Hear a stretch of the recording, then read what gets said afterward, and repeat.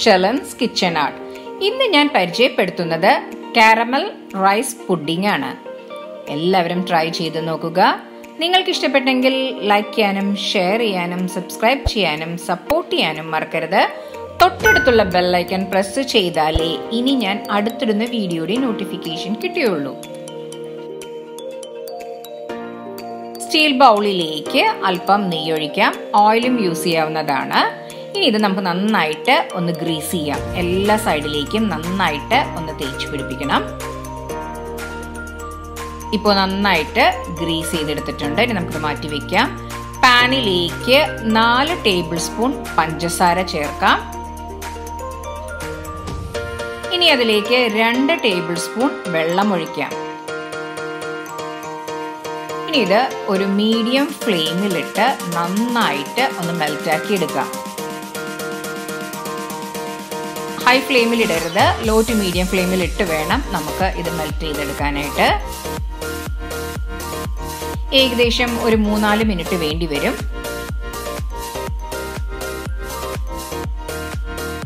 ഇപ്പോൾ നമ്മളുടെ പഞ്ചസാരയുടെ കളറ് മാറി വരുന്നുണ്ട്.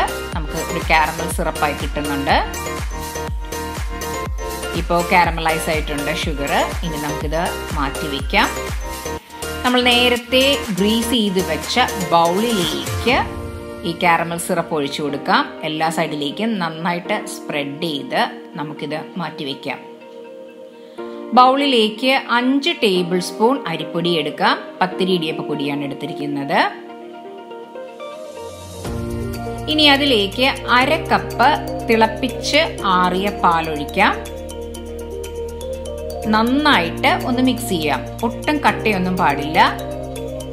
നന്നായിട്ട് ഒന്ന് മിക്സ് ചെയ്യണം. ഇപ്പൊ നന്നായിട്ട് മിക്സ് ചെയ്തിട്ടുണ്ട്. നമുക്കിനി ഇത് മാറ്റി വെക്കാം.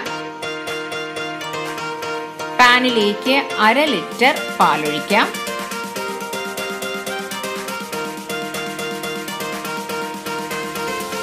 അര കപ്പ് പഞ്ചസാര ചേർക്കാം. മധുരം ഓരോരുത്തരുടെ ആവശ്യത്തിനനുസരിച്ച് കൂട്ടുകയും കുറയ്ക്കുകയും ചെയ്യാം. ഇത് അത്യാവശ്യം മധുരമുണ്ടാവും. ഇനി ഇത് നന്നായിട്ടൊന്ന് മിക്സ് ചെയ്യാം. ഇനി നമുക്കതിലേക്ക് നേരത്തെ നമ്മൾ തയ്യാറാക്കി വെച്ച അരിപ്പൊടി പാൽ മിശ്രിതം ചേർക്കാം. ഇനി നമുക്ക് ഗ്യാസ് ഓൺ ചെയ്ത് ലോ ടു മീഡിയം ഫ്ലെയിമിലിട്ട് ഇത് നമുക്ക് നല്ല തിക്കാക്കി എടുക്കാം. ഇനി അതിലേക്ക് 1 ടേബിൾ സ്പൂൺ വാനില എസൻസ് ചേർക്കാം. വേണമെങ്കിൽ ഒരു 4-5 ഏലക്കായ് പൊടിച്ചതും ചേർക്കാവുന്നതാണ്. ഇനി നമുക്കിത് ലോ ടു മീഡിയം ഫ്ലെയിമിലിട്ട് നല്ല തിക്കാക്കി എടുക്കാം. നമ്മളിത് കൈ മാറ്റാതെ ഇളക്കിക്കൊണ്ടിരിക്കണം, അല്ലെങ്കിൽ അടിക്ക് പിടിക്കാൻ സാധ്യതയുണ്ട്. ഇപ്പൊ നല്ല തിക്കായിട്ട് വരുന്നുണ്ട്. ഇനി നമുക്ക് ഗ്യാസ് ഓഫ് ചെയ്യാം. മിക്സിയുടെ ജാറിലേക്ക് 2 കോഴിമുട്ട ചേർക്കാം. ഇനി ഇത് നന്നായിട്ട് ഒന്ന് അടിച്ചെടുക്കാം. ഇപ്പൊ നന്നായിട്ട് അടിച്ചെടുത്തിട്ടുണ്ട്. ഇനി അതിലേക്ക് നമ്മൾ നേരത്തെ തയ്യാറാക്കി വെച്ച അരിപ്പൊടി പാൽ മിശ്രിതം തണുത്തതിന് ശേഷം ഇട്ടുകൊടുക്കാം. അങ്ങനെ മുഴുവനും നമുക്ക് ഇതുപോലെ ഇട്ടുകൊടുക്കാം. ഇനി ഇത് നന്നായിട്ടൊന്ന് അടിച്ചെടുക്കാം. ഇപ്പൊ നന്നായിട്ട് അടിച്ചെടുത്തിട്ടുണ്ട്. ഇനി നമ്മൾ നേരത്തെ കാരമലൈസ് ചെയ്ത് വെച്ച ബൗളിലേക്ക് നമുക്കിത് ഒഴിച്ചു കൊടുക്കാം. നിറച്ചൊഴിക്കരുത്. ഇനി ഇത് നന്നായിട്ട് ഒന്ന് ടൈറ്റായിട്ട് നമുക്ക് അടച്ചു വെക്കാം.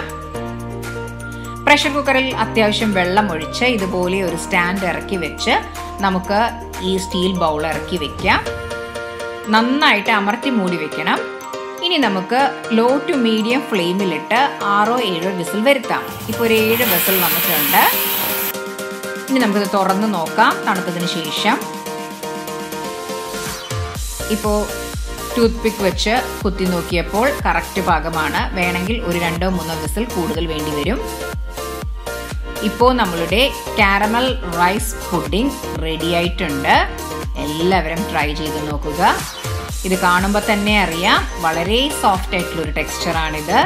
വളരെ ടേസ്റ്റിയുമാണിത്. കുട്ടികൾക്കൊക്കെ വളരെ ഇഷ്ടവും നമുക്ക് എളുപ്പത്തിൽ ഉണ്ടാക്കിയെടുക്കാവുന്ന ഒരു ഡെസേർട്ടാണിത്. എല്ലാവരും ട്രൈ ചെയ്ത് നോക്കുക. നിങ്ങൾക്ക് ഇഷ്ടപ്പെട്ടെങ്കിൽ ലൈക്ക് ചെയ്യാനും ഷെയർ ചെയ്യാനും സബ്സ്ക്രൈബ് ചെയ്യാനും സപ്പോർട്ട് ചെയ്യാനും മറക്കരുത്. തൊട്ടടുത്തുള്ള ബെൽ ഐക്കൺ പ്രസ് ചെയ്താലേ ഇനി ഞാൻ അടുത്തിടുന്ന വീഡിയോയുടെ നോട്ടിഫിക്കേഷൻ കിട്ടുകയുള്ളൂ. Thanks for watching my channel.